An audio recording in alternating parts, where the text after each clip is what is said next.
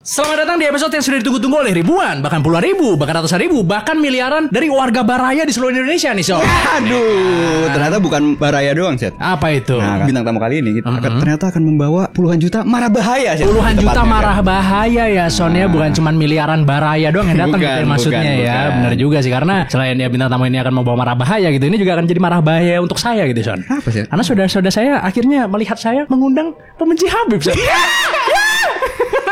Saya tidak pernah benci Habib. Saya tuh sayang. Ini dia bintang tamu kita, Guru Gembul. Luar biasa. Gak ada yang tepuk tangan di belakang saya. Gak ada di balik layar nanti. Di balik layar nanti. Oh gitu. Iya benar. Selamat datang Guru Gembul ya. Iya, terima kasih. Apa sudah menyempatkan waktunya datang ke sini dari apa jadwalnya berdebat ini ya, Son ya maksudnya. Terpaksa. Paksa. Hari ini kita akan berdebat juga apa enggak nih kira-kira nih Guru Gembul nih? Iya, jangan sama yang receh lah. Jangan sampai ya. Comeback ya. What a comeback ya ternyata ya. Terima kasih banyak Guru Gembul udah datang ke sini gitu ya. Yes. Guru Gembul merupakan salah satu orang yang paling baik di request juga. Banyak banget di request. Oh, iya? Setiap video ada pasti. Ada. Undang dong Guru. Udah udah ditagih kan? Ditagih Bukan mulu. request lagi, ditagih. Ditagih kapan Guru Gembul datang katanya gitu.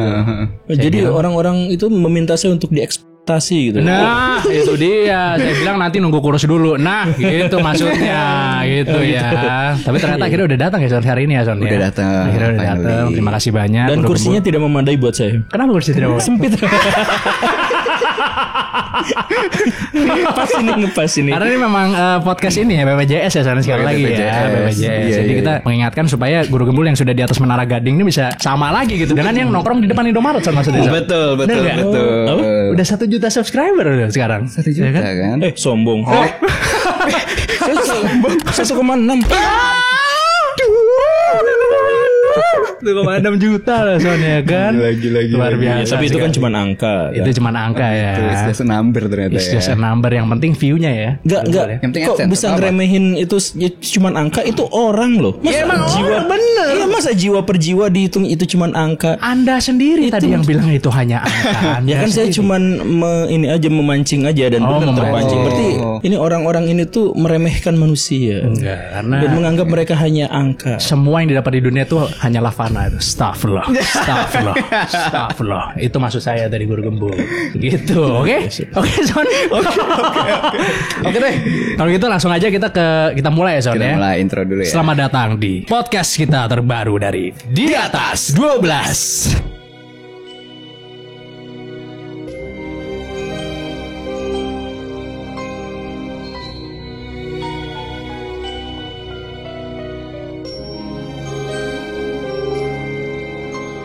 Apakah sebentar lagi kita akan mengalami perang dunia ketiga menurut Guru Gembul? Sudah lewat sebenarnya. Sudah lewat perang ketiga. Perang dunia ketiga tuh sudah lewat. Perang dingin tuh bisa dimasukkan ke dalam kategori perang dunia ketiga. Oh, oke. Jadi gini nih, perang dunia satu tuh nggak pernah disebut sebagai perang dunia satu. Dia baru disebut setelah perang dunia kedua usai. Jadi makanya ini perang dunia satu, ini disebut perang dunia kedua. Nah setelah perang dunia kedua itu siap-siap OTW perang dunia ketiga. Tapi perang dunia ketiga itu baru letupan-letupan yang memicu arogansi negara-negara pemenang perang. Oke. Jadi misalkan gini nih, perang ini tuh itu Jerman pecah jadi 2. Benar. Cina pecah jadi 2. Vietnam pecah jadi 2. Yeah. Korea pecah jadi 2. Timur Tengah bergolak-golak terus-terusan. Sampai bukan hanya pecah jadi 2, pecah jadi 22. Tapi hanya gara-gara perang itu tidak terjadi di Eropa dan Amerika, itu tidak disebut sebagai perang dunia. Sedangkan perang satu di Eropa pusatnya, tapi disebut perang dunia ke-1. Disebut perang dunia. Nah, itu arogansi dari Barat ya. Oh, iya. Termasuk Asia Barat itu arogan juga. Asia Barat tuh kayak negara-negara apa ya? Yang mancung-mancung jam brewokan gitu tuh. Kayak saya maksudnya. Iya itu salah satu. Enggak, tapi yang agak selatan sedikit gitu ya. Oh, yang agak selatan sedikit. Oke. Oke deh kalau gitu. Nah, jadi kalau misalkan kita melihat perspektif bahwa Barat. Ya, kita melihat perspektif barat bahwa perang dunia 3 itu belum terjadi dan bahwa perang dingin itu tidak dikategorikan sebagai perang dunia misalkan yang padahal itu di seluruh dunia jelas kan. Tapi anggaplah itu bukan perang dunia ketiga. Kemudian kita sedang menyongsong perang dunia ketiga zaman sekarang gitu. Yes. Sebenarnya isu perang dunia ketiga itu sangat renyah untuk diceritakan dan sangat mungkin akan terjadi, tetapi mutlak kalau itu benar-benar terjadi, kita tuh kiamat. Oh gitu ya? Iya. Jadi misalkan gini nih, India Pakistan. Perang mereka itu perang bohongan. Karena kalau mereka full itu sekitar 30% dari manusia di seluruh dunia itu mati. Mereka dua perang sungguhan.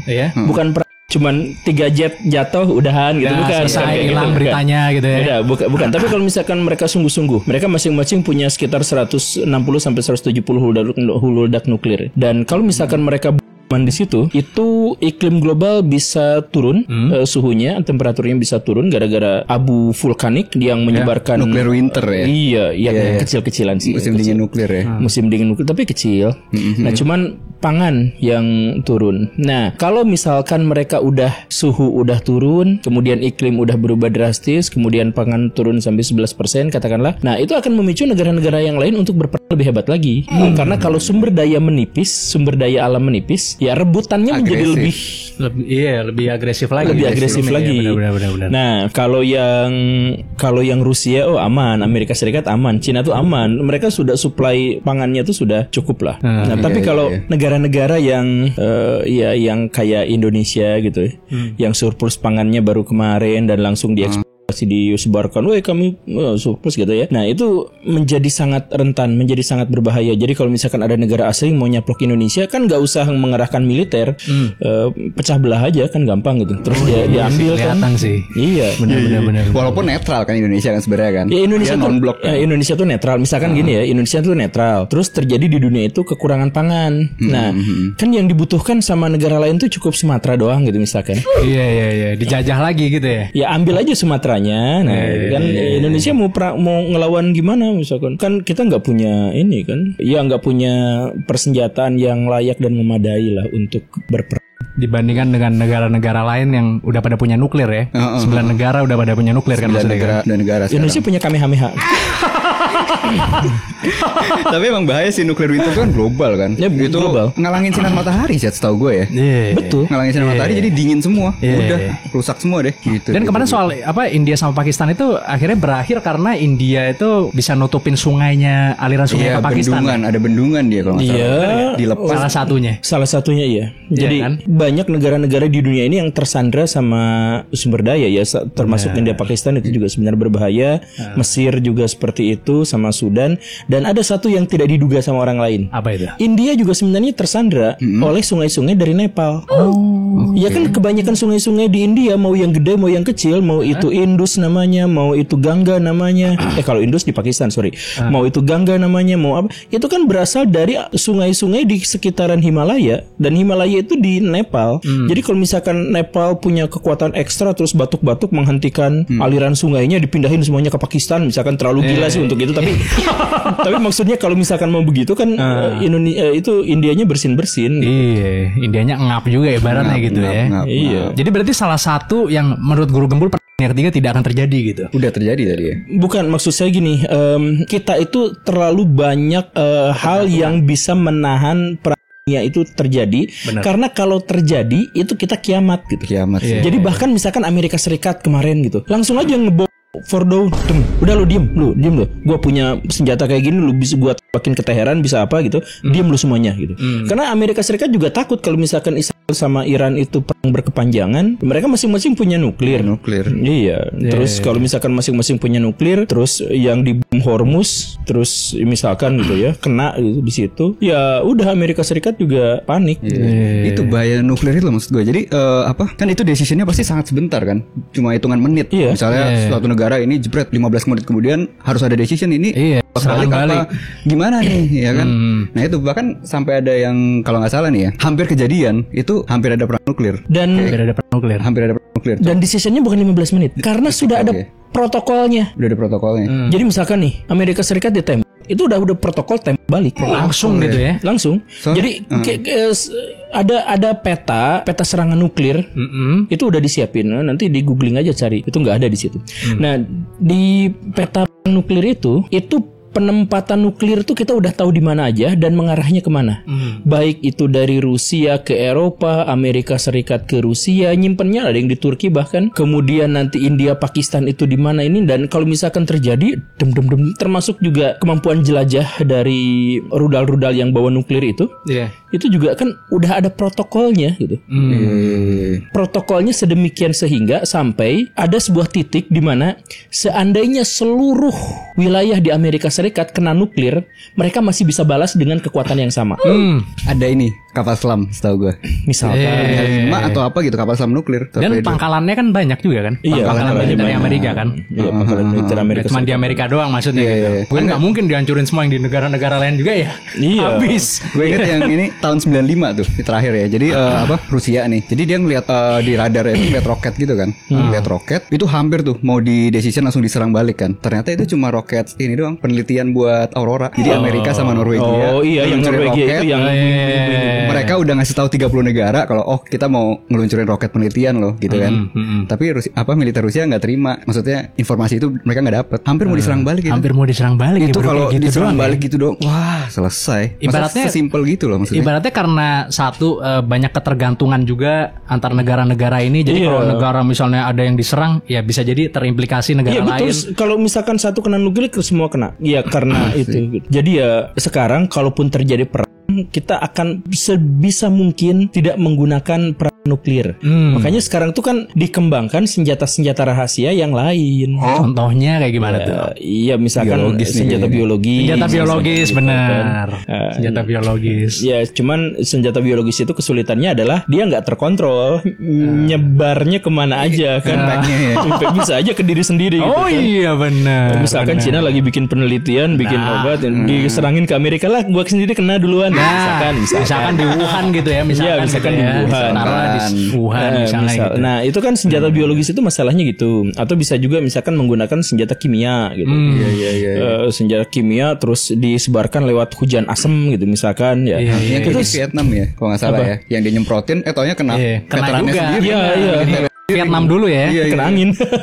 Apa namanya? Sampai pada cacat ya. Pada cacat. Iya, yang orang Vietnam yang kena itu. Sama tentara Amerikanya juga. Iya. Ya, jadi sebenarnya itu juga masih banyak pertimbangan, tapi yang sekarang lagi demi mencegah perang nuklir gitu. Jadi mereka itu adalah perang diplomasi dan perang cyber. Jadi Cina menyusupkan sekian banyak makhluk-makhluknya di Amerika Serikat untuk jadi mata-mata dan sekaligus untuk mempengaruhi kebijakan Amerika Serikat. Begitupun sebaliknya, Amerika Serikat tuh nyerang Cina dengan berbagai ini itu untuk mempengaruhi kebijakan Cina terhadap Amerika Serikat. Jadi biar ya begitupun misalkan yang paling kentara itu Israel terhadap negara-negara Timur Tengah. Benar. Itu mereka tuh sampai bikin yang namanya Abraham Accord. Apa itu? Abraham Accord itu adalah perjanjian damai atau normalisasi hubungan baik antara Israel dengan negara-negara Arab yang lain. Dan mereka itu udah kerjasama tuh dengan Kuwait, dengan Qatar, dengan Uni Emirat Arab, dengan Saudi Arabia. Mereka terikat pada perjanjian, kan kita sama-sama keturunan Abraham. Nah, makanya Abraham Accord kan namanya. Nah, jadi makanya pas kemarin Iran nyerang Israel, yang sibuk itu Jordania gitu, ikut nanghanin. Jangan ya, karena itu juga teman sama Israel. Gitu. Iya. Kalau kita kalau nggak salah ada perjanjiannya ya yang sama itu di UUD kan. UUD ya, bahwa Indonesia nggak akan kerja sama Israel gitu kan. Iya, itu di atas kertas. Di atas kertas betul. Di atas kertas. Kalau misalkan sebenarnya pihak-pihak tertentu di Indonesia juga sudah disusupi sama Israel. Israel itu kekuatan diplomatiknya salah satu yang paling kuat di dunia. Sampai-sampai dia tuh punya hewan kuciosenya tuh banyak gitu. Jadi bisa disumon kapanpun. Ini kemarin pas kepepet sama Iran gitu kan. Wah, baru pertama kali dirudal sampai separah ini gitu kan. Ya langsung keluar Amerika gitu kan. Kekuatan besar dari Israel kan. Ya bayangin Amerika Serikat dia kontrol gitu kan. Bahkan sampai level Amerika Serikat membahayakan opini publiknya sendiri. Itu kan pas Amerika Serikat Iran tuh, itu Amerika Serikat, publik Amerika Serikat itu langsung, itu Donald Trump kita cancel gitu, saking gitunya kan. Nah, tapi Amerika Serikat tetap melakukan itu karena apa? Kekuatan diplomatik Israel itu mempengaruhi kebijakan Amerika Serikat sampai batas bahkan ketika publik Amerika Serikat pun tidak setuju. Sekuat itu kekuatan diplomatik Israel tuh. Jadi tetap dijalanin walaupun warganya tidak setuju gitu ya. Padahal mereka sangat demokratis kan jatuhnya kan. Sangat demokratis. Tapi untungnya sekarang presidennya Trump ya. Kayaknya Trump agak lebih aware dengan ekonomi gitu dibandingkan Joe Biden yang sebelumnya gitu. Iya kan, Joe Biden militer. Kalau Donald Trump kan emang tukang dagang sejak emang tukang main ekonomi, dia tukang main duit dia. Jadi nggak begitu pengen perang kayaknya gitu. Bahkan dia negur Israel juga kan terakhir kan? Iya, negur Israel. Karena dia tuh dari Republik ya. Emang kalau dari Partai Republik tuh agak apa ya? Bukannya pro-guns bukannya? Agak konservatif. Iya pro-guns. Agak konservatif gitu sama yang gitu-gitu tuh. Iya, mereka negur Israel tapi ya cuma negur, siapa yang berani juga gitu. Tetap nggak bisa apa-apa juga ya karena udah terlalu jauh ya. Maksudnya implikasinya udah terlalu jauh. Israel dengan Amerika nih hubungannya udah terlalu dalam gitu. Hubungannya terlalu dalam dan kepentingannya memang kayaknya abadi gitu. Ya kan, coba aja Amerika Serikat itu sudah bisa mengontrol seluruh dunia, kecuali yang paling sulit mereka kontrol secara kontradiktif, secara dilematis justru adalah Timur Tengah. Mereka paling butuh minyaknya, tapi paling susah dikontrol itu adalah Timur Tengah. Nah makanya harus ada Israel di situ yang bisa ada jari duri dalam daging gitu. Iya. Makanya bentuknya duri kan? Duri di tengah daging itu. Iya, ujungnya lancip-lancip sih emang benderanya sih. Bener sih. Benar. Gitu ya. Wilayahnya juga nyungcung ke bawah ke itu kan? Oh iya, Sinai itu. Kayak paku gitu. Paku kuntilanak. Jadi gitu ya, perang yang ketiga tuh most likely kayaknya masih jauh gitu ya. Karena terlalu banyak hubungan, entah hubungan ekonomi antar negara. Enggak terlalu jauh juga sebenarnya. Ada momen yang sangat kita tunggu-tunggu nanti tahun 2027 sampai 2037. Antara 10 tahun itu adalah kekuatan Cina diproyeksikan akan mengimbangi atau melebihi Amerika Serikat tahun 2027 sampai 2037. Nah, jadi ini tergantung Amerika Serikat nih. Apakah Amerika Serikat akan mempertahankan egonya dan keinginannya untuk tetap menjadi polisi dunia? Karena itu maka sebelum Cina bisa mengimbangi atau mengalahkan Amerika Serikat, dia harus melakukan tindakan ekstrim.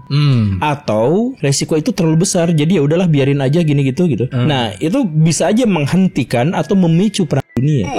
Jadi Amerika Serikat itu kan bukan Amerika Serikat, di seluruh dunia tidak mungkin ada satu harimau dalam satu kawasan hutan yang sama gitu. Nggak boleh dua gitu. Harus berantem sampai mati. Dan ada pemimpinnya gitu. Pemimpinnya harus satu aja. Matahari harus satu. Nggak boleh ada dua matahari.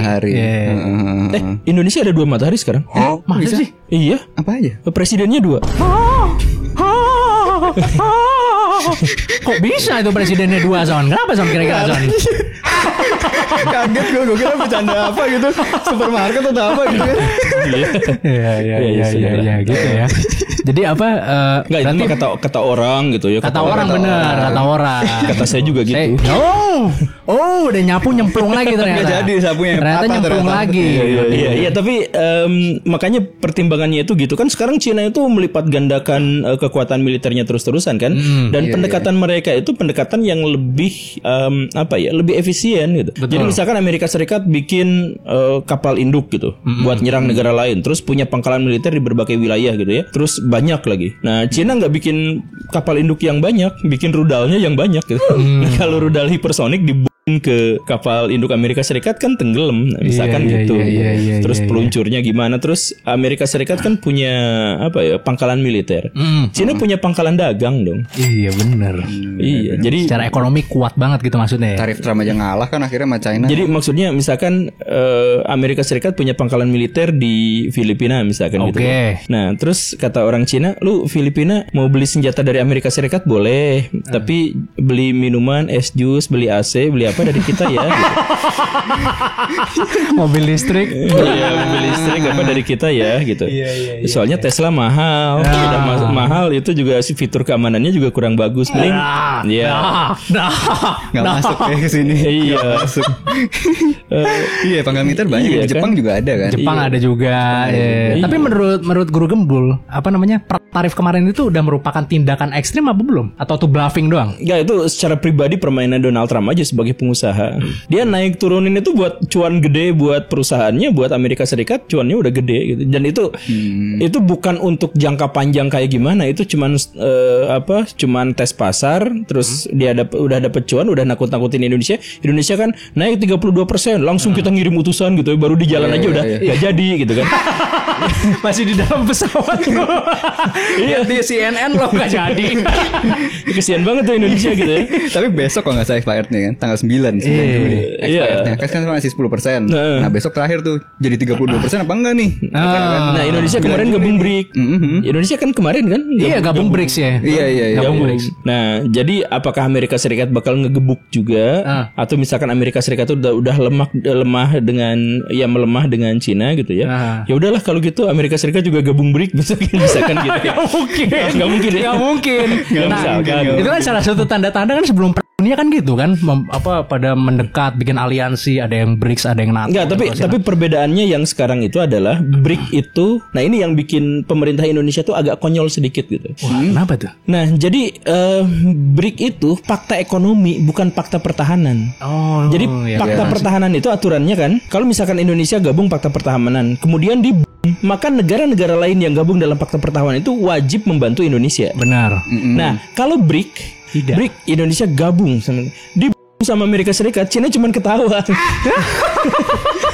Saya gak akan bantu, gak apa-apa kan, ini cuma ikatan ini doang. Kan gak ada di kontrak gitu kan. Iya, gak ada di kontrak. Kita kan cuma soal dagang, soal duit, soal ekonomi gitu, soal mata uang, ya yang gitu-gitu doang. Nah kalau misalkan, makanya Amerika Serikat nih, kalau misalkan BRIC mau melawan Amerika Serikat, terus Amerika Serikat memang memutuskan untuk melawan BRIC, maka yang paling mungkin dilakukan sama Amerika Serikat adalah serang anggota-anggota yang paling kecil dan paling miskin, paling lemah duluan. Kan gak mungkin langsung nyerang Cina kan? Gak mungkin nyerang Rusia kan? Yang paling kontet-kontet yang pinggiran-pinggirannya dulu aja gitu. Apakah Indonesia termasuk ke situ, Guru Gembul? Ya, Indonesia salah satu ekonomi terkuat di dunia. Iya benar. GDP-nya kan setinggi atau lebih tinggi daripada Inggris. Walaupun ekstraktif semua gitu. Tapi ya gak apa-apa lah. Bahkan saya dengar ini salah satu pemimpin terkuat di dunia mati Garut juga Son katanya. Oh iya gitu. Saya dengar ada isu-isunya begitu. Memang dan disebut dong. Mungkin apa? Ntar disensor aja. Kenapa disensor? Iya. Ternyata kita konten-konten yang dimatiin. Iya, bagus berarti Indonesia ya, bukan yang tadi konten-konten itu yang dimaksud siapa kalau gitu di BRICS? Indonesia misalnya. Oh, Indonesia. Jadi gini, Indonesia tuh kuat dalam sirkulasi uang, dalam perputaran uangnya di Indonesia tuh kuat gitu. Benar. Cuman gini nih, ya kalau misalkan, maaf, sektornya apa tadi ya? Perputaran uang tuh sektornya apa tadi? Yang paling banyak. Iya, jadi kan penduduk Indonesia tuh banyak. Jadi yang melakukan transaksi setiap hari itu juga besar gitu. Nah, itu yang menggerakkan ekonomi itu bukan jumlah uang yang tersimpan, tapi jumlah uang yang beredar kan. Benar. Nah, Indonesia peredarannya banyak kan, orang kita keluar aja jajan Batagor gitu kan, 10.000 gitu. Itu kan udah pertukaran uang. Iya. Nah, Indonesia tuh kuatnya di situ. Cuman kelemahannya itu adalah Indonesia tuh rentan karena misal ya, kalau negara lain mau menjajah satu negara misalkan, itu harus perang. Nah, Indonesia, ada Cina mau menjajah Indonesia, dikasih. Makanya Indonesia nggak pernah dijajah sejak tahun 45 sampai sekarang. Kenapa Indonesia nggak pernah dijajah gitu? Karena Korea mau nyuri emas dari Indonesia. Ya tinggal nyogok ini kan beres. Saya baru tahu bisa disogok gitu. Saya baru tahu. Kita baru tahu kan? Baru tahu. Saya jujur baru tahu. Terima kasih banyak ya. Banyak pencurian di Indonesia. Ada penggunaan pulau, ada narkoba segala rupa gitu. Mau masuk ke Indonesia kan itu penjajahan kan sebenarnya ya. Benar. Nah, kan harusnya ditahan tuh sama kekuatan militer atau pertahanan keamanan di Indonesia ada gitu. Intervensi kan? harusnya. Ada intervensi. Ya, tapi kan kadang-kadang dipersilahkan asal ya bayar ke ininya sekian gitu. Yang penting ngomong dulu di depan. Yang penting mau beregulasi itu. Jadi maksudnya ngapain menjajah Indonesia? Orang nggak dijajah aja, kita cuman boleh nyolong ini dengan mereka akan nyolong dengan baik-baik boleh. Iya. Tapi kemarin BYD dijajah ormas. Dengar-dengar pabriknya katanya. Iya. Pabrik BYD katanya. Ormas itu hasil dari konspirasi asing. Oh gitu. Jadi ormas ini. Bukan. Oh, bukan. Saya itu bahasa Sundanya tuh kamu gitu. Oh, sia. Itu sia. Emang kerjanya sia sih itu memang. Iya. Nah, jadi ormas-ormas itu dikendali, misalkan gini ya. Ada orang Vietnam. Kalau misalkan Cina perang dagang dengan Amerika Serikat, pasti banyak perusahaan-perusahaan Cina yang mau kabur. Kemanakah? A. Vietnam, B. Malaysia, C. Indonesia. Wah, kata Vietnam, Indonesia salah satu pesaing, kasih ormas di situ. Nah, jadi investasinya ke Vietnam. Oh, ini menurut teori Guru Gembul nih, tapi apa udah proven kalau menurut Guru Gembul? Bukan, tapi di konspirasi tadi ya. Konspirasi berarti ya. Jadi Pak Mardigu itu pernah berkunjung ke Malaysia, ke wilayah-wilayah yang itu dan sebagainya, dan ada indikasi kuat ke arah sana. Bukan oleh pemerintahnya, bahkan ormas-ormas di Indonesia pun tidak tahu bahwa mereka itu dimanfaatkan. Mereka tuh nggak ngerti. Mereka itu cuman kan gini nih, kamu saya bayar, ayo silahkan rusuhin itu. Si ormas itu nggak akan nanya yang bayar saya itu siapa gitu. Kan nggak akan nanya kan. Emang mereka melakukan penelitian ilmiah siapa sesungguhnya kan? Kan yang penting ada duitnya gitu. Iya, Enggak apa nasi boxnya tiba-tiba kok fish and chips gitu enggak juga. Nah, jadi yang ya oke lah kalau gitu, apalagi itu kan keuntungannya buat kita. Jadi ya itu kalau mau BYD bikin pabrik di sini, nanti semennya harus dari kita yang nyuplai, nanti parkirnya harus dari kita gitu kan. Jadi wah, kata si yang bayar sama kata si ormasnya, wah cocok nih kepentingannya. Ya udah, kalau gitu kita geruduk BYD gitu. Jadi ada sebuah konspirasi yang mengatakan bahwa ya ormas-ormas ini dari investor asing luar ternyata gitu ya. Biar investasi mereka tidak kayak kan di Indonesia tuh, investasi di Indonesia kenapa seret? Satu, regulasi. Yang ribet banget kayak gitu ya. Kemudian yang kedua ormas. Dan yang ketiga itu adalah sumber daya manusia Indonesia yang relatif malas. Jam kerjanya atau produktivitas kerjanya kita tuh salah satu yang paling lemah gitu. Tidak begitu hardworking gitu maksudnya ya. Hardworking kita itu adalah kita pengen kerja 10 bulan tapi digaji 14 bulan.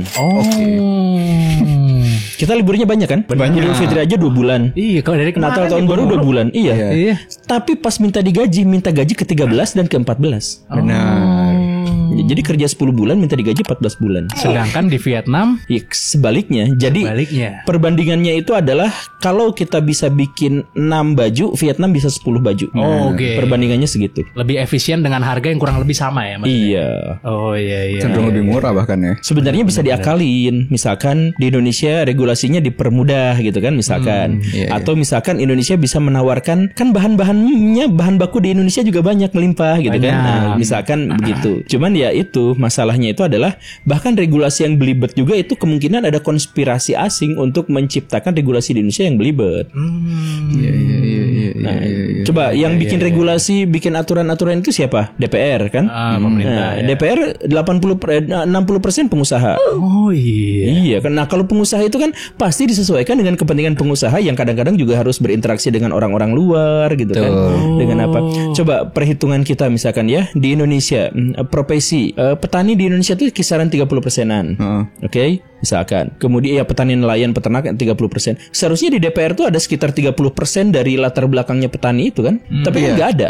Enggak ada satupun yang latarnya itu adalah petani. Ya, 60% pengusaha. Kemudian yang 15% politikus. Kemudian yang 6%-nya itu adalah anggota keluarga dari politikus. Itu namanya adalah sistem kerajaan atau dinasti. Iya, jadi DPR itu mewakili 60% pengusaha, 15% politikus dan 6% keluarga politikus. Makanya pas jalan-jalan ke Eropa gitu ya, itu difasilitasi sama KBRI. Gitu ya. Kita baru tahu ya, soalnya ternyata begitu ya, Son ya. Ya, saya tuh sengaja biar podcast kalian tuh disomasi. Ini paling berbahaya memang ini. Tapi yang saya omongin itu sebenarnya aman. Karena kita baru tahu juga Son kebetulan gitu ya. Baru tahu ilmu baru ini. Baru tahu ya. Baru tahu kita jujur. Bisa merasa pinter di sini. Benar.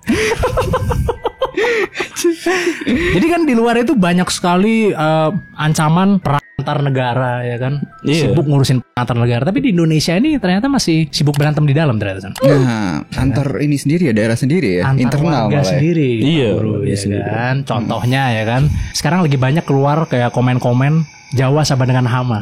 Di TikTok banyak banget tuh yang komen-komen Jawa sama dengan hama, Jawa sama dengan hama. Kenapa kira-kira orang Indonesia belakangan ini lagi benci sama orang Jawa ya? Lebih ke iri sih sebenarnya. Iri ya? Iri. Jadi ini sebenarnya adalah gabungan dari banyak fenomena. Jadi ginilah, orang Jawa tuh ada di mana-mana.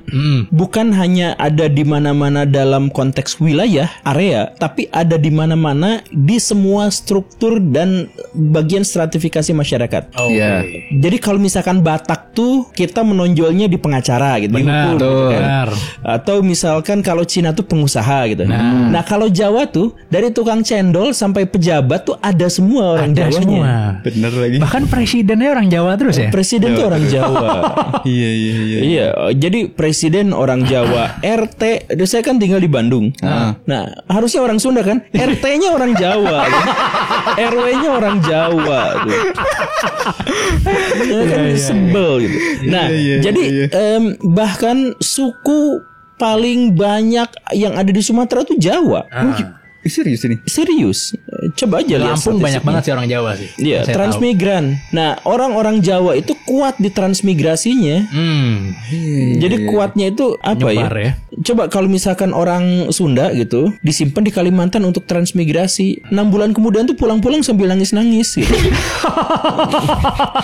Tapi kalau orang Jawa tuh kuat mentalnya, emang disimpan di mana tuh hidup gitu. Bener. Dan bukan hanya hidup, jadi RT di situ gitu. Dapat jabatan gitu ya maksudnya. Dapat jabatan, iya, dapat jabatan. Terus jadi kalau dagang bisa. Jadi tukang bakso bisa. Jadi konten kreator bisa. Dia tuh ada di semua profesi, ada di sebuah lini dan semua wilayah di Indonesia. Nah, jadi coba bayangkan kalau misalkan kalian tuh satu suku, terus suku itu teh suku yang supremasi gitu yang ya. dikalahkan. Oh, oke. Kita berada di suku yang nomor 2 lah. Ya, nomor 2 misalkan gitu ya. Pasti ada rasa iri, ada rasa jengkel, sekaligus juga ada kebencian terhadap nih orang pendatang. Tapi memang gimana sih? Bahkan di orang Sunda pun dulu tuh ada istilah Jawa koek maling apu datang poek tadi aku gitu. Apa itu? Enggak ngerti ya. Ya, jadi maksudnya jadi dulu orang-orang Jawa tuh datang pas zaman Belanda, pas setelah zaman Belanda itu kan pindah ke Jawa Barat, ke Bandung. Jadi Bandung itu ada sebuah stasiun, di stasiun Kiara Condong. Nah, pada turun di situ orang-orang Jawa itu karena malam hari, jadi mereka tuh cari tempat menginap. Jadi warga lokal tuh diketokin, boleh istirahat di sini enggak, numpang saya bayar lah apa segala rupa gitu. Nah, jadi kata orang Sunda yang ngomong belakangan di belakang, nggak ngomong berani di depan kan, ngomongnya di belakang. Di komen paling banter di komen. Jadi Jawa koek itu kan kalau orang Jawa tuh suka ngomong yang tegal-tegalan gitu lah. Oh iya. Koek, ngapak gitu kan. Nah, itu diplesetin sama orang Sunda, Jawa koek maling apu datang poek tadi aku. Jadi datangnya malam-malam pas gelap gitu. Sebenarnya tidak diharapkan, tidak diundang, tapi datang juga ya sudahlah gitu. Jadi sebenarnya datang tadi undang pulang tadi antar gitu maksudnya. Ya, semacam itulah. Tapi nah, maksud saya sebenarnya pada waktu itu hanya reaksi impulsif aja gitu. Ya, kedatang pas tidur bangun-bangun kedatangan sama orang yang kayak gitu. Ya, keselnya pada waktu itu saja. Dan apa fobia? Coming from behind. Oh, coming from behind ya benar. Datang di kegelapan gitu kan. Datang poek tuh gelap. Datang dari kegelapan, ya tiba-tiba ya sudahlah gitu. Dan itu sebenarnya masalahnya selesai. Gak jadi masalah sama sekali. Selesai. Karena orang Jawanya juga dalam tanda kutip kasih kompensasi gitu ya. Kemudian orang Sundanya juga, orang Sunda itu biasa ya ramah gitu ya biasanya. Yang jadi masalah adalah ketika ada fenomena yang berkelanjutan di mana ya benar sih Jawa tuh menang lagi gitu ya. Ya, nah ini pihak-pihak yang kalah ini merasa iri, merasa dengki, inferior dan gak ada tempat menghindar gitu. Misalkan gini, saya benci sama Jawa misalkan ya, saya nggak mau lihat dia. Nah, di situ juga ada Jawa. Gak mau. Ada Jawa juga gitu. Jadi kemanapun mata memandang ada Jawa gitu. Jadi bukan cuma Jawa itu sebagai pusat ekonomi Indonesia kan. Dia 60% PDB kan dari Jawa. Tapi emang dari mentalnya juga ngaruh ya. Tahan banting. Orang Jawa itu secara budayanya memang memiliki kemampuan untuk beradaptasi dimanapun dan menempatkan posisinya dalam hierarki apapun. Iya. Nggak gengsian. Iya. Jadi mampu beradaptasi ya. Jadi orang Jawa tuh pas jadi kuli dia dipuji-puji karena apa? Karena menempatkan dirinya sebagai kuli. Disuruh-suruh, iya, sabar, dimarahin tuh. Masih sabar, nggak pulang kampung orang Jawa tuh. Nah itu sebagai kuli. Tapi pas udah jadi presiden bisa otoriter juga. Jadi Tahu tempat ya, bener. tahu tempat. Beneran tahu tempat. Oke. Nah beda sama misalkan orang Betawi, orang Sunda atau orang Arab gitu. Kadang-kadang nggak tahu tempat gitu. Kata siapa? Nggak, misalkan. Oh misalkan. Oke. Ada sekelompok imigran dari negara luar numpang di Indonesia, tiba-tiba ngaku bahwa Indonesia tuh milik kami. Nah gitu kan ada yang kayak gitu. Ada kayak gitu ya. Ada. Bukan Arab secara keseluruhan gitu ya, tapi Disebut. Tadi kan enggak. Jadi disebut tadi saya nggak lihat Arab pas ngomong. Bener. Misalkan. Iya itu. Ya, tapi kan Oknum aja ya. Dan kita berdua sebenarnya orang Jawa ya, sama-sama orang Jawa Iya, kan. kita orang Jawa sebenarnya. Walaupun saya turunan Arab, ini turunan Cina gitu kan. Tapi udah berdua saya orang juga Jawa. Cina. Oh, Masa sih? apanya? Mentalnya atau apanya? Enggak. Perhitungannya. Perhitungannya ya. Enggak. Ya, sebenarnya kita tuh udah nggak bisa mengidentifikasi diri sebagai keturunan apa gitu. Karena sebab gitu. kalau di tes DNA masing-masing Sudah campur ya. udah campur baur banget. Udah campur. Ya, kita tuh mengidentifikasi orang tuh biasanya ya memang main fisik doang gitu. Lu berewokan mancung Arab gitu kan. Lu sipit putih Cina gitu kan. Nah, padahal pas di tes DNA Belum tentu kok ya. India gitu. Misalkan kan gitu. Ternyata Mongol. Gue tahu lagi ngarahnya kemana tuh. Gue gak tahu lagi India siapa. Tes DNA ini. Iya gitu kan. Oh gitu ya, benar. Tapi terang aja soalnya, maksudnya untuk orang Sunda, karena The Next Hokage aja Sunda katanya, yang saya dengar gitu. Iya, The Next Hokage. Iya. Next Hokage orang Sunda. Orang Sunda katanya saya dengar. Yang sekarang sudah merajai YouTube dan akan merajai Indonesia katanya sebentar lagi gitu. Deddy Mulyadi. Disebut lagi. Ya harus di briefing dulu lah kali ya. Ya gak apa-apa lah, kan kita gak menghujat, gak menghina. Enggak Iya menghujat sih ya. Orang benar. saya aja kontakan sama dia. Oh iya. Ini ada tuh. Kontakan. Orang saya lagi aja ditelepon sama dia. Mau ditransfer apa gimana maksudnya? Enggak, jadi maksudnya ya bahwa sekarang KDM menjadi sebuah fenomena dan ada proyeksi ke depan dia akan menjadi presiden Indonesia dan sebagainya gitu. Ya itu juga menjadi spekulasi yang meresahkan, bukan untuk kita konten kreator, nggak usah resah ketika menyebut dia, karena dia itu membuat resah politikus. Karena saking bersihnya gitu ya. Bukan saking bersihnya, tapi ada permainan-permainan misalkan kayak gini lah. Kan sekarang kita dikuasai. Kita sekarang kan dipimpin sama Pak Prabowo sama Pak Gibran. Betul. Misalkan begitu ya.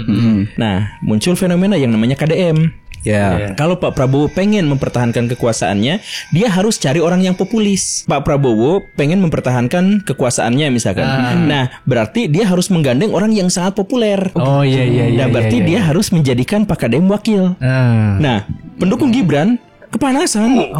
Ya, misalkan gitu ya. Iya. Atau skenario yang lain adalah orang-orang sudah melihat bahwa KDM itu populer dan bisa aja menang presiden sekarang karena dia punya YouTube, bahkan punya kanal untuk seperti itu. Nah, bisa aja yang panik itu adalah Pak Prabowo-nya. Bisa juga.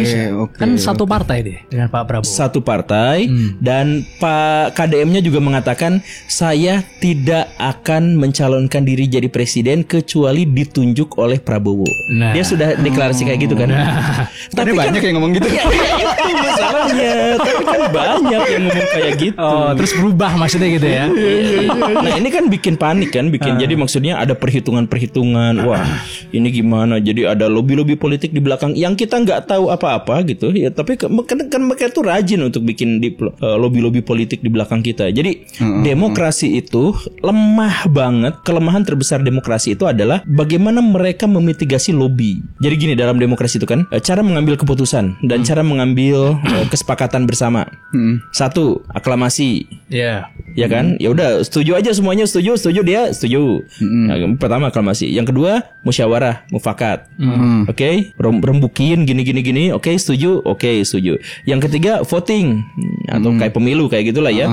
Pilihnya bukan yang disetujui semua orang, tapi yang paling banyak. Nah, ada satu lagi pengambilan keputusan di negara demokrasi, yaitu lobbying. Lobbying itu adalah setiap pihak-pihak yang sedang bersengketa mengirimkan satu delegasinya untuk rapat tertutup. Nah, jadi misalkan rapat tertutup di situ. Nah, artinya apa? Si orang-orang yang didelegasikan itu bisa mengkhianati siapapun, termasuk bisa mengkhianati orang yang mengirimnya. Bisa nggak dalam situ tuh, dalam perkumpulan itu ada salah satu yang paling kuat, saya kasih kamu 1 miliar ewang, tapi nanti dukung keinginan saya ya. Tanpa diketahui oleh siapapun. Bisa kan? Seperti bisa aja. Dan sudah terjadi kan? Memang itu jadi mekanisme kita. Benar-benar. Karena di Indonesia ini milih pemimpin dari popularitas masian ya kan? Iya. Bukan dari debat tukar pikiran atau apa segala macam gitu. Kalau debat malah lucu-lucu gitu. Iya. Malah ada yang salah nyebut apa nih mau apa nih? Enggak. Iya. Benar. Tapi saya tarik balik lagi ya ke soal Jawa sama dengan hama tadi ya. Jadi ternyata kita ngomongin Jawa hama ya. Jawa hama ya. Ternyata kebanyakan yang komentar seperti itu anak kecil, ya kan, generasi muda. Jadi bukan orang yang sudah dewasa dan tersakiti sebenarnya. Banyak anak muda yang komen-komen begitu, yang dia sebenarnya kan nggak begitu paham ya maksudnya tentang supremasi Jawa, mungkin pada saat ini nggak begitu paham gitu. Kecuali lihat dari keadaan politik, ya kan, yang emang sekarang agak sedikit mengkhawatirkan gitu ya. Jadi karena ini anak-anak kecil, apakah hal ini terjadi karena fenomena baru yang disebut brain rot nih, Sam? Brain rot dan atau anomali ya. Dan anomali, sehingga mereka lebih cenderung ikut-ikut aja gitu. Ikut aja. Nggak punya pemikiran sendiri, nggak bisa cari tahu sendiri karena udah nggak sabar, attention span-nya makin pendek. Makin lama. Sebenarnya ada kesalahan konsep sedikit di sini. Jadi brain rot itu sebenarnya istilah itu udah diperkenalkan sejak tahun 1800-an, bahkan 1700-an. Itu ada. Ya saya tahu tuh, ada bukunya ya. Iya, ada bukunya. Istilah pembusukan otak itu bukan harus dikaitkan dengan anomali tung. Gak hanya seperti itu, tapi ada 2 dimensi dalam hal ini yang harus kita pahami bersama. Yang pertama itu adalah ada gap antar generasi. Gap antar generasi itu nilai-nilai mereka itu berbeda satu sama lain. Dan biasanya cenderung satu generasi itu akan melecehkan generasi yang lain. Coba misalkan gini ya, generasi generasi kita itu suka marah sama generasi bocil sekarang karena ibu kota Jawa Tengah aja nggak tahu. Lagi rame tuh. 10 kali 5 aja nggak tahu. Misalkan kayak gitu kan. Nah, coba bayangkan, ingat nggak bahwa generasi bapak kita tuh marah-marah juga sama kita. Betul. Main bola lecet sedikit aja nangis. Nah gitu kan. Nah, generasi kakek kita juga ternyata marah sama generasi bapak kita. Benar. Yaitu, kamu nggak tahu daun apa yang bisa digunakan untuk mengobati sakit ini. Iya kan. Kalau misalkan ke hutan survival lah, kan generasi kakek kita itu Dede Inun semua gitu. Semuanya dimakan gitu maksudnya. Dia kalau disimpan di hutan tuh hidup. Kalau kita kan mati kan. Mati kemungkinan besar. Gak ada HP aja mati sekarang kayaknya. Nah, jadi sebenarnya antar generasi itu ada gap. Jadi bisa jadi ejekan kita kepada anak-anak kecil kita itu sebenarnya bukan gara-gara brain rots, tapi gara-gara gap antar generasi itu. Ada kemungkinan itu. Emang selalu berulang ya. Iya.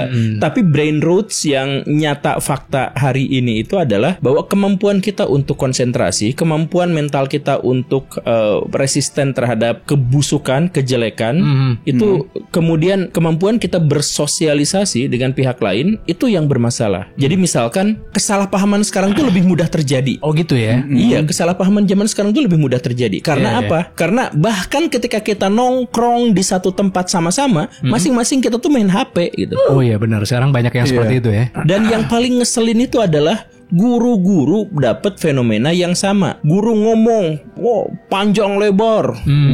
Tahukah kalian awan cumulonimbus itu adalah awan yang menyebabkan hujan yang siswa teh Terus gini, ada pertanyaan, gak ada yang ngangkat. Gak ada yang ngangkat tangan gimana? Iya kayak gitu kan. Nah ini brain rots beneran. Kalau tadi itu mungkin cuman ya bisa diperdebatkan gitu ya. Nah kalau yang ini itu beneran. IQ kita cenderung turun, kecerdasan kita cenderung turun, fokus dan perhatian kita cenderung turun. Dan yang lebih ngeselinnya itu apa? Konten-konten kreator kayak Baraya ini. Itu yang di sana kan, bukan di sini kan? Di sini lah. Di sini. Kenapa nih? Ya, kita ngomong kepada semua konten kreator kecuali saya. Itulah mereka yang paling bertanggung jawab terhadap rusaknya otak-otak itu, karena mereka yang bikin konten. Kan yang ditonton oleh anak-anak di Indonesia 6 jam 7 jam itu adalah konten kreator dan karya-karya mereka gitu. Makanya saya tuh sangat ingin bikin semacam kode etik gitu, atau kalau mungkin lebih jauh lagi regulasi gitu. Makanya saya barusan ngebujuk sama mantan pejabat itu ya. Saya bujuk, Pak, ayo kita bikin semacam ini, karena kita tuh konten kreator itu bisa jauh lebih ditakuti daripada pejabat dan wartawan. Bahkan pejabat-pejabat saat sekarang takutnya tuh sama konten kreator. Iya kan? Kita ngomong kayak gini gitu ya, terus ngejelekin orang. Bahkan ada konten kreator yang membuat gagal satu calon gubernur. Oh iya. Pas hari terakhir kampanye dia bleduk bikin video itu, viewersnya 1 juta sekian. Gagal deh itu. Gagal ya. Walaupun faktornya banyak gitu ya, tapi itu mungkin salah satu yang berdampak gitu. Itu bahkan di luar negeri juga terjadi kayak gitu tuh. Kemarin sempat yang Ray William Johnson kan ngegagalin partai di Australia itu. Makanya si konten kreator itu seharusnya bukan hanya nyari AdSense, bukan hanya nyari keterkenalan dan sebagainya. Tapi kita semua tuh punya tanggung jawab besar terhadap moral, mental dan sosial masyarakat kita. Kita tuh harus meyakinkan bahwa kalaupun tidak mendidik, setidaknya kita tuh nggak merusak. Gitu. Iya. Wah, langsung serius mukanya kan? Iya benar. Karena kita juga melakukan hal seperti itu ya, Son ya. Maksudnya seenggaknya sedikit ada yang bisa diambil. Ada nilai yang diambil walaupun kecil gitu loh. Dan saya tuh mengapresiasi seperti konten kreator kayak Akang itu kan. Ya judulnya konspirasi, judulnya apa gitu kan dan lain sebagainya. Tapi memang ada bagian-bagian di mana informasi itu memang layak untuk ditampilkan. Kan banyak orang-orang yang baru tahu, oh ini gara-gara nonton konten ini saya jadi tahu ini, kan ada yang kayak gitu. Tapi ada juga yang terinspirasi untuk, waduh itu iPhone 20 udah ada di situ, saya juga pengen misalkan gitu kan. Jadi yang flexing gitu kan. Jadi pengen, jadi konsumerismnya naik. Ada yang kayak gitu kan. Orang pengen beli terus. Ada lagi misalkan yang apa ya, eksibisionis gitu. Ada orang yang nampilin harta, ada juga yang nampilin body gitu. Buat cewek itu jadi beban. Oh saya juga harus gitu karena standarnya gitu. Buat cowok yang mau belajar rusak konsentrasinya nonton yang kayak gitu. Iya. Karena sebenarnya ya brain rot ini pertama kali muncul karena konten-konten pendek sebenarnya kan. Di zaman sekarang bukan karena anomali sebenarnya. Anomali ini memperkuat. Anomali itu produk dari brain rot. Produk dari brain rot kan ya, benar. Karena ya anomali itu udah malah pendek tanpa makna. Gak ada maknanya gitu. Iya, enggak ada faedahnya gitu. Tapi anak sekarang seneng secara visual menarik gitu. Ya kan secara visual menarik dan menggunakan bahasa apa itu istilahnya yang diulang-ulang tuh. Itu kan apa tuh? Ya kayak tralala gitu. Oh iya. Bombardilo krokodilo gitu. Tahu enggak itu ceritanya itu kan sebenarnya ejekan dan sindiran pada orang Palestina kan? Emang iya? Bombardilo krokodilo itu ngata-ngatain lu itu orang anak-anak Gaza tuh. Masa sih? Ya itu bombardilo krokodilo itu tujuan awalnya itu. Makanya nama Allah itu disebutkan di situ sebagai ejekan. Gitu. Tapi anak-anak muda pada suka sekarang. Karena ya itu mereka nggak lihat makna, mereka nggak lihat identitas mereka. Yang penting bombardilo krokodilo, enak nyebutnya. Iya kan? Berpatapim, enak banget ngomongnya kayak gitu. Terus visualnya juga unik banget gitu. Kok mukanya kayak saya gitu. Tapi kan Bro Gembul sampai sekarang masih ngajar nggak di sekolah? Tidak. Oh enggak. Terakhir kapan? Saya di prank sama pemerintah tuh. Oh gitu. Ya, karena saya mau dikasih amanah itu gitu ya. Jadi keluar aja dari sekolah karena nanti amanahnya cukup bikin sibuk. Pas udah mau oke, saya udah keluar dari sekolah nih. Udah nggak menjabat. Kementeriannya jadi 3 dong sekarang. Kementerian Pendidikan. Awalnya 1 ada komando 1 dari situ jadi 3 lah. Jadi gimana ya? Ya nggak apa-apa lah. Dari AdSense lebih gede.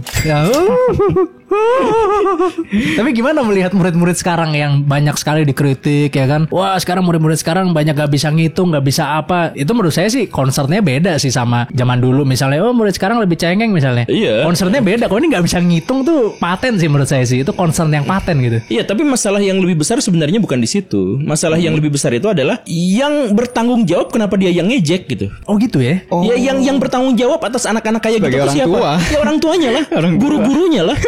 Yang ngasih megang HP anak-anak 3 jam, 4 jam, 5 jam sehari itu siapa? Orang tuanya mereka. Ya tadi, iya. kan? Bukan Terus kita. yang gagal memberikan pendidikan yang adaptatif terhadap perkembangan zaman itu siapa? Ya guru-gurunya. Lah sekarang gurunya ke orang tuanya malah ngata-ngatain anaknya. Lu nggak bisa, payah lu. Lah iya, jadi ibaratnya gini lah. Ini ilustrasi ini sering saya sampaikan. Iya. Gini nih, saya punya motor rusak. Ini emang bengkelnya. Mang, tolong ya, saya kasih duit 1 juta, perbaiki jadi bagus. Saya nggak mau tahu, pokoknya jadi bagus, gitu kan? Kalau misalkan si motornya gagal bagus, saya marahin kan? Iya. Ya saya udah bayar kan? Nah, sekarang ada sekolah, saya orang tua. Mang, anak saya ini otaknya belum terisi karena masih kecil. Tolong isi dengan yang bagus-bagus, yang positif. Si anaknya nakal, ya saya marahin ke sekolahnya lah. Orang saya bayar ke dia. Kan yang bertanggung jawab untuk pendidikan itu bukan si anak, tapi orang yang berkesadaran, yaitu orang tua dan gurunya. Lah kalau misalkan si anaknya ternyata jelek, ya berarti sistem sekolah itu yang bermasalah, atau dia gagal beradaptasi terhadap perkembangan zaman, atau dia tidak berhasil untuk menghalangi berhadapan dengan tantangan. Iya. Karena anggapannya anak produk dari orang tua sama sekolah. Iya, maksudnya kalau dalam tradisi Islam atau dalam tradisi misalkan Barat ya sama aja. Tanggung jawab itu diserahkan kepada orang yang berkesadaran. Jadi misalkan gini lah sederhananya ya. Ada jalan sempit, terus ada anak-anak di situ dan banyak motor lewat. Yang diperingatkan itu bukan anak-anak, tapi tulisan terpampang. Hati-hati banyak anak-anak. Itu diarahkan kepada siapa? Yang berkesadaran. Yaitu orang dewasanya. Karena anak-anak belum tentu berkesadaran gitu. Orang dewasa lebih punya kesadaran yang lebih tinggi gitu. Betul. Ya. Iya. Tapi kalau misalnya di rumah kita keluarganya bagus, anaknya nilai bagus, terus kita ngomentarin yang di luar nggak apa-apa berarti? Iya, itu sebuah pilihan yang bijak. Gitu ya. Iya, itu agak memprihatinkan sih untuk maksudnya kita ngelihatnya juga agak miris gitu ya maksudnya ya. Ternyata separah itu gitu sekarang. Jadi itu berarti harus diperbaiki dari sistem sekolahnya dan keluarganya juga harus punya kesadaran sendiri gitu ya. Iya. Jangan dikasih iPad lah, at least lah gitu. Iya boleh kalau anaknya udah kerja dan usia Udah kerja.